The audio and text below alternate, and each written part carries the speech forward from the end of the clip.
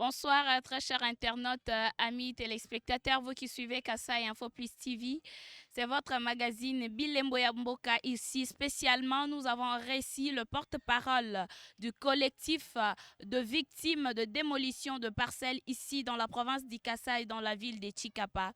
Nous allons lui donner le micro et lui va plus dire ce que nous n'avons pas dit. Bonsoir, papa. Bonsoir, madame. Votre nom, si je mentis, dites à nos téléspectateurs et nos très chers internautes qui sont en train de vous suivre qui vous êtes, votre nom est réellement ce que vous êtes en train de faire et surtout c'est pour lequel vous êtes venu représenter ici. Je suis monsieur Benjamin Kankou. Je parle au nom du collectif de victimes des destructions méchantes de maisons dans le cadre de la modernisation de la voirie urbaine ici à Chikapa. D'accord, merci. C'est dans le cadre du projet Chile Gelou, un projet qui pense à réformer, redonner l'image de la ville de Chikapa, qui est le chef-lieu de la province d'Ikassai. Monsieur Benjamin Kankou, vous êtes ici juste pour représenter votre collectif de victimes des démolitions de parcelles, ce que vous qualifiez de destruction méchante. Vous savez ce qui est en train de... Donc, vous savez d'où est-ce que vous avez posé vos pieds pour qualifier ça de destruction méchante. Eh bien, ici, devant nos caméras, vous avez qualifié, donc vous avez remis en cause toute le parole, disons, tout ce que le ministre de Ziteper de la province d'Ikassai a sorti ou a parlé sur les ondes de la radio Top Congo, disant que ce qu'il dit, ce sont des sentiments, ce qu'il est en train de dire. Il n'a pas consulté la loi, vous avez lu la loi réellement. Qu'est-ce qui vous donne ce courage de dire ainsi? Merci, madame. Nous ne cesserons de les rappeler. Nous saluons les efforts des autorités provinciales, spécialement le gouverneur de province, Maître Ispe Mukendi, son lobbying payant dans la modernisation de la ville de Chikapa. Nous saluons aussi l'engagement du chef de l'État à redorer l'image de l'espace Grand Kassai en pensant à notre ville de Chikapa. Ce que nous déplorons, c'est la manière dont les projets qui sont envoyés dans notre ville s'exécutent. Et nous ne pouvons pas revenir sur nos déclarations comme ça a été déjà démontré, qu'il y a violation flagrante de différentes lois, commençant par la Constitution jusqu'à la loi sur l'expropriation pour cause d'utilité publique. Ici, nous venons réagir aux propos du ministre des Infrastructures sur les ondes de la radio Top Congo. Le ministre a déclaré avoir convoqué une réunion à laquelle tous nous avons pris part et avons donné notre accord pour qu'il y ait démolition, avons accepté que nous avons construit sur les emprises publiques et que nous n'avons pas droit à l'indemnisation. Nous allons nous-mêmes détruire nos maisons pour que la route passe.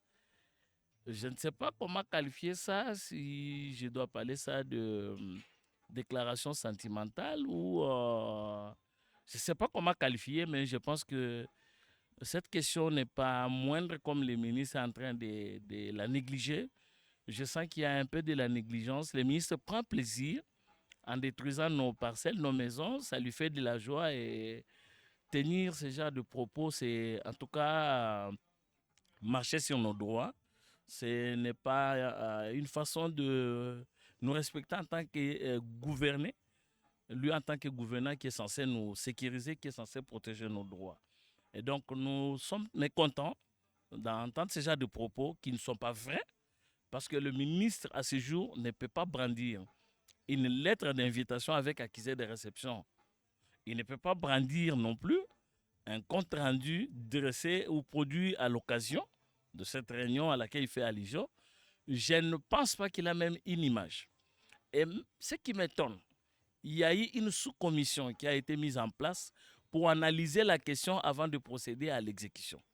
Cette sous-commission était composée de plusieurs personnalités de la ville, plusieurs autorités, entre autres les juristes, les magistrats, les techniciens dans les domaines des infrastructures. Mais je peux vous avouer, selon nos recherches, et ce sont des autorités, ils ne peuvent pas nous mentir, aucune réunion de cette sous-commission n'a été tenue pour évaluer la question et voir de quelle manière procéder. Aucune réunion n'a été tenue. Si la sous-commission qui était censée tabler sur la question ne s'est jamais réunie, a fortiori, nous, propriétaires de la parcelle, il allait nous réunir pour nous dire quoi? Parce que ce qu'il allait nous dire devait venir de la sous-commission. Et donc, nous disons que cette déclaration est fausse. Nous n'avons jamais participé à une quelconque réunion convoquée par le ministère des ITPR. Nous n'avons jamais été informés. Et la deuxième déclaration à laquelle nous réagissons négativement, c'est lorsque le ministre dit que nos parcelles, il connaît comment nous obtenons nos titres fonciers et que tous nos certificats d'enregistrement ont été obtenus par le moyen de corruption. C'est une déclaration grave. Je ne sais pas si les ministres évaluent la teneur ou ils pèsent ces mots. Je ne sais pas. Donc, pour le ministre, tous les autres services qui travaillent dans cette province ne savent pas mieux faire, ne savent pas faire le travail. Il n'y a que son ministère, il n'y a que lui qui sait bien faire le travail. Et aller jusqu'à qualifier que toutes nos parcelles ont des certificats d'enregistrement obtenus par des moyens de corruption, c'est une déclaration grave et venant d'une autorité de son rang, c'est décevant. Vraiment, vous avez dit que avec ce que le ministre Mwamba Pierre a dit sur Top Congo, c'est piétiner vos droits. Est-ce que vous avez une loi qui vous donne ces poids-là de dire que vos droits ont été foulés aux pieds? Parce que réellement, tout droit doit avoir un soubassement normalement. Merci beaucoup. Je l'ai dit plusieurs fois. Il y a d'abord les articles, deux articles de la Constitution qui ont été violés. Je les répète, c'est l'article 29 sur la violation des domiciles. Nos domiciles ont été violés. Vous pouvez vous imaginer, vous êtes dans votre parcelle le soir, il y a une équipe qui vient, qui toque, ils entrent. Il n'y a aucune notification, il n'y a aucun document qui leur donne le droit. Ils viennent, ils font des traces sur tes murs et puis ils sortent. Oh, nous allons venir démolir. C'est une violation des domiciles. Nous sommes quand même dans un pays de droit, le pays de Félix Antoine Tshisekedi Tshilombo, qui prône l'état de droit, mais ça ne se passe pas comme ça. Il y a l'article 34 de la Constitution qui donne le caractère sacré. Nous l'avons répété plusieurs fois. Ce qui est sacré, c'est qu'on ne touche pas en désordre. Pour y toucher, il faut avoir une autorisation spéciale. Il faut savoir que l'expropriation, c'est une mesure qui vient déroger. C'est une mesure dérogatoire. Ce n'est pas un principe. Donc ça ne doit pas faire plaisir au ministre de détruire nos maisons et trouver qu'il est en train d'exécuter une règle de la loi. Non, c'est une exception. C'est une mesure dérogatoire au droit commun. Et donc nous disons que la Constitution a été violée. Les dispositions de la loi dite foncière. Commençons avec l'article 24. Si vous voulez, je vais lire. Si vous ne voulez pas, je vais vous donner, vous êtes journaliste, vous allez faire des recherches. L'article 24 de la loi dite foncière a été piétiné. Les articles 102, 103, 104 de la même loi ont été foulés aux pieds. Et ce qui est grave, l'article 227 de cette loi dit que le certificat d'enregistrement est inattaquable. C'est-à-dire, dépasser 2 ans, on ne peut pas attaquer ces titres. Parce que les gens doivent comprendre que le certificat d'enregistrement, ce n'est pas un document que moi, je signe avec la province du Kasaï.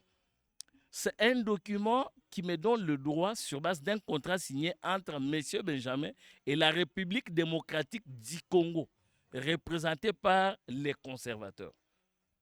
Je ne sais pas si les ministres, quand ils s'attaquent à nos certificats d'enregistrement, il a pris le temps d'exploiter ces dispositions. On dit que ce document est inattaquable. Inattaquable. Et bon, on dit aussi en droit que chaque personne qui allègue le fait a aussi l'obligation d'en apporter des preuves. Je sais que le ministre a des preuves de ces allégations, disant que nous avons obtenu par des moyens de corruption et qu'il a tous ces moyens pour prouver si jamais un jour on est avec lui devant le juge. Et il y a la loi sur l'expropriation pour cause d'utilité publique. Commençons à partir de l'article 4. Je me suis posé beaucoup de questions parce que cet article, quand vous lisez la loi, l'esprit et la lettre de cette loi, il n'y a que le président de la République et les ministres ayant les affaires foncières dans ses attributions qui sont habilités, qui ont compétence de prendre un acte portant expropriation pour cause d'utilité publique. Et je me suis posé la question, est-ce que l'acte ou la décision d'expropriation pour cause d'utilité publique qui donne le pouvoir aujourd'hui au ministre de faire ces démolitions a été signé par le président de la République ou le ministre ayant les affaires foncières dans ses attributions? Je ne sais pas. C'est un acte qui ne nous a jamais été notifié. Nous ne savons même pas comment l'attaquer. Pourtant, dans cette loi, quand vous lisez à partir des articles 5, 6 jusqu'à l'article 12, il y a des étapes à suivre. La première étape, c'est de prendre l'acte par l'autorité compétente. La deuxième étape, c'est que cette loi ou cette décision doit être publiée dans les journaux officiels et notifiée aux personnes concernées. Je ne sais pas si ces étapes ont été respectées, je ne sais pas. Et la troisième étape, c'est qu'on donne la possibilité à nous maintenant concessionnaires ou propriétaires de parcelles d'informer les gens qui ont des droits inscrits sur les certificats d'enregistrement, de les informer de la mesure pour qu'ils prennent des mesures nécessaires pour qu'ils ne soient pas affectés par l'expropriation. La quatrième étape, c'est qu'à dater de l'accusé de réception de cette notification, nous avons 30 jours pour faire des recours. Si nous ne sommes pas d'accord avec la mesure, Donc, si vous vous sentez lésé avec disons, ces documents ou la mesure prise, donc à dater de la sortie même de cette mesure, dans les 30 jours qui suivent, vous pouvez recourir auprès de l'autorité, dire que ça ne va pas, peut-être ma propriété coûte plus que ce que vous avez proposé. exactement, la question épineuse autour de l'expropriation pour cause d'utilité publique, c'est au niveau du prix du bien faisant objet d'expropriation. Je peux ne pas être d'accord avec la valeur qui a été estimée de mon bien exproprié, et la loi nous donne cette possibilité de faire des recours. Et c'est une question de droit administratif que beaucoup de gens connaissent. Je ne vais pas faire un cours ici. Je ne suis pas moi-même doyen. Je suis chercheur comme tout le monde.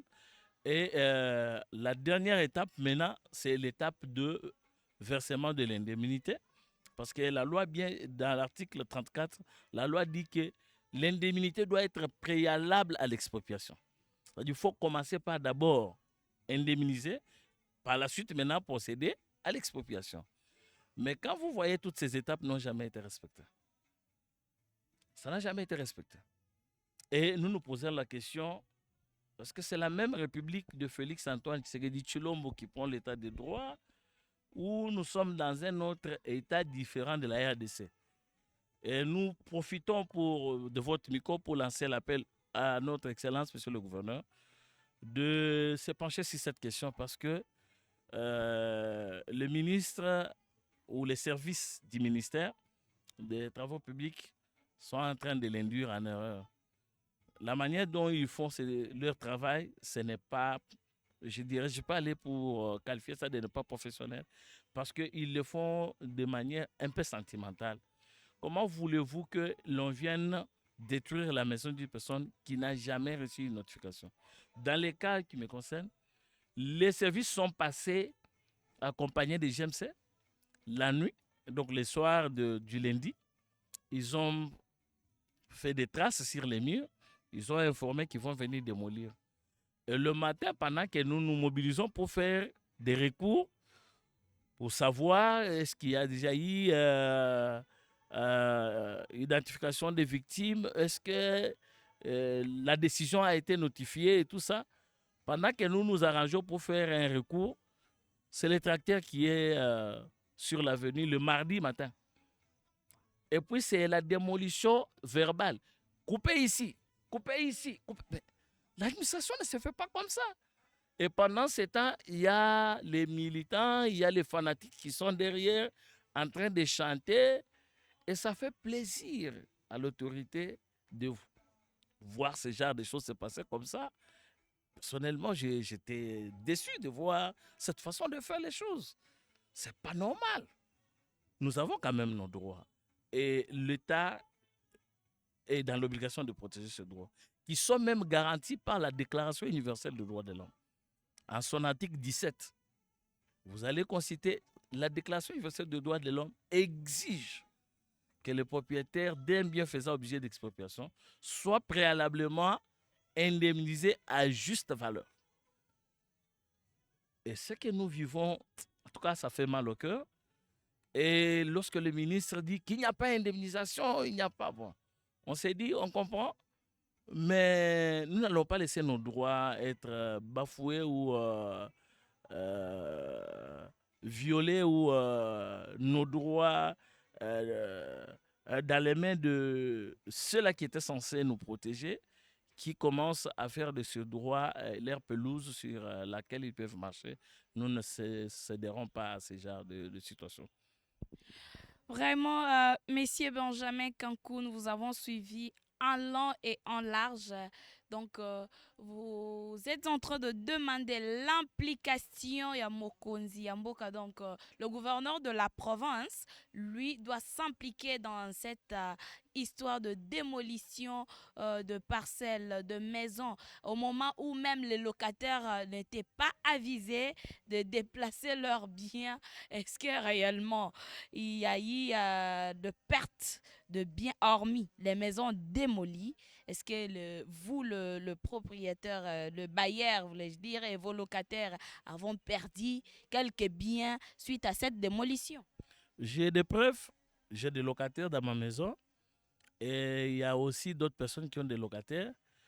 Il y a des locataires qui nous ont notifiés pour résilier les contrats parce que les conditions dans lesquelles ils vivent, ce sont des conditions inacceptables. Non seulement on a démoli, mais c'est le tracteur qui est venu encore pour creuser les caniveaux. Et en creusant, il n'y a pas moyen de contrôler qu'ici, il y a les robinets, ici, il y a les fils. Ils ont tout détruit. Maintenant, 2 semaines, il n'y a pas l'eau de la régie des eaux sur l'avenue. Il n'y a pas du courant. Donc, vous voyez, dans ces conditions-là, les murs détruits. Et comme les murs sont détruits, on ne sait pas garantir la sécurité. On recourt au tôle pour d'abord, momentanément. Mais moi, j'ai des preuves. Si demain, je peux me dépêcher pour vous les déposer. J'étais notifié pour que le contrat soit résilié. Et pendant ce temps, je me pose la question, comment ma famille va vivre? Et qui va prendre soin de ma famille pendant ce temps? Est-ce que le ministre, l'auteur de ces actes, sera à mesure de réparer les préjudices causés par ces actes? Parce qu'il faut savoir que dans cette situation, nous ne réclamons pas seulement l'indemnisation de biens qui ont été expropriés ou démolis. Nous allons aussi solliciter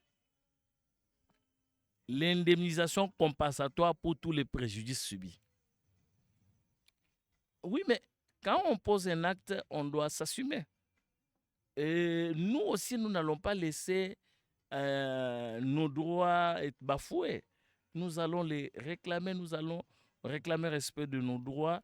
Et nous sommes dans une république qui se veut un état de droit. Nous sommes convaincus que la justice de ce pays, si l'autorité de la province nous abandonne, n'accepte pas, n'écoute pas nos cris, nous irons voir les autorités judiciaires pour nous départager. Et nous savons que nous avons raison et que les lois du pays ont été violées. Vraiment, déjà, vous avez touché à un point vraiment que je devrais aborder. Donc, vous avez déjà passé la partie judiciaire, la partie administrative pour entamer la partie judiciaire ou directement c'est suite à la colère et puis le mal que ces actes vous ont fait que vous allez passer directement à la partie judiciaire. Oui, madame. Nous ne sommes plus à l'étape de faire des recours. Parce que la phase judiciaire telle que je vous ai énumérée, il y a des étapes à suivre. Maintenant, on a déjà procédé à l'exécution. Maintenant, on va faire recours pour demander quoi? Parce que les recours, c'était pour dire n'exécutez pas parce que voilà, ma parcelle est sécurisée, il y a ceci. ou je ne suis pas d'accord avec ce que vous proposez. On a déjà franchi toutes ces étapes, on est déjà passé à l'exécution forcée. Est-ce qu'il y a encore lieu? Bon, si on fait aujourd'hui un recours gracieux, c'est pour quelle finalité? Donc, toutes ces étapes ont été déjà violées. Il faut maintenant aller devant le juge qui est en mesure, qui est compétent pour trancher. Mais nous restons ouverts. Si les autorités reviennent à la raison, ils identifient les bénéficiaires que nous sommes et nous indemnisent tout en prenant en compte d'autres préjudices subis. Donc l'indemnité compensatoire à d'autres préjudices que nous sommes en train de subir jusqu'à ce jour. Et on ne sait pas, lorsqu'ils pourront nous appeler, on aura déjà encaissé combien de cas, combien de situations que je qualifie de préjudices auxquels nous allons faire face. Je ne sais pas, ça sera jusqu'à combien. Voilà, nous demandons à l'autorité provinciale. Cette histoire a pris du temps et la situation sur le terrain se dégrade davantage. S'il peut s'impliquer pour qu'on trouve une solution le plus vite possible et stopper quand même ces dérapages et revenir à ces climats de confiance, parce que nous, depuis qu'il est arrivé, nous avons confiance en lui. Nous pensons qu'il fait beaucoup pour la province, il se bat et nous n'avons pas encore retiré notre confiance en lui. Nous avons toute notre confiance en lui et il est temps que l'autorité, vraiment nous les supplions de se saisir de ces dossiers pour qu'on trouve solution. Merci beaucoup. Ça marque déjà la fin de notre magazine. C'était un numéro spécial avec Monsieur Benjamin Kankou, le porte-parole du collectif de victimes, le victime de démolition de parcelles ici dans la province d'Ikasaï, dans la ville de Chikapa. Il demande l'implication du gouverneur de la province. Disons, l'autorité suprême de la province doit s'impliquer normalement pour voir ce qui se passe entre le ministre ainsi que le contribuable et qui toutefois cotisent avec leur paie les taxes, les impôts, le redevance pour le profit de la province d'Ikasaï. Très chers internautes, j'étais Dormela Massanka à la présentation. De l'autre côté, derrière les caméras, c'était Mike Moulamba avec toute l'équipe de Kasai Info Plus TV. C'était Bilembo Yamboka. Merci.